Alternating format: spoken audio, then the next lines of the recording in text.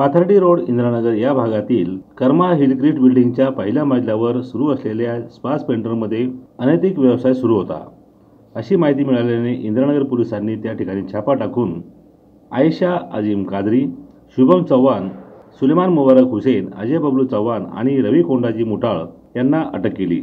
या ठिकाणी 2 पीडित महिला मिळून आल्यात। या 6 आरोपींना अटक केली असून त्यांच्यावर इंदिरानगर पोलीस ठाण्यामध्ये गुन्हा दाखल झाला आहे। इंदिरानगर पोलीस स्टेशन हद्दीतील हिलक्रिस्ट बिल्डिंग पाथर्डी रोड या ठिकाणी स्पा सेंटरच्या नावाखाली वेश्या व्यवसाय चालू असल्याबाबतची गुप्त माहिती प्राप्त झाली होती।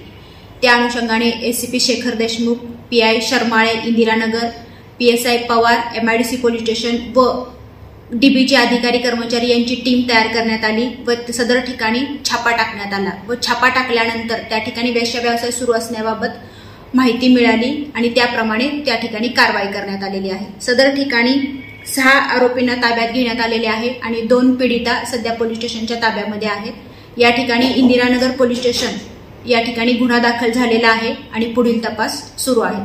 भविष्यामध्ये देखील अशा कारवाया झोन 2 अंतर्गत सुरू राहणार आहेत। वरिष्ठ पोलीस निरीक्षक अशोक शर्माळे यांच्या मार्गदर्शनाखाली सहाय्यक निरीक्षक निखिल बोंडे, उपनिरीक्षक संदीप पवार, हवालदार जावेद खान, मुश्रीफ शेख, चंद्रभान पाटील, धर्मंता राऊत, सोनवणे यांनी ही कामगिरी बजावली। गुड्डू शेख, दिशानुज, नाशिक।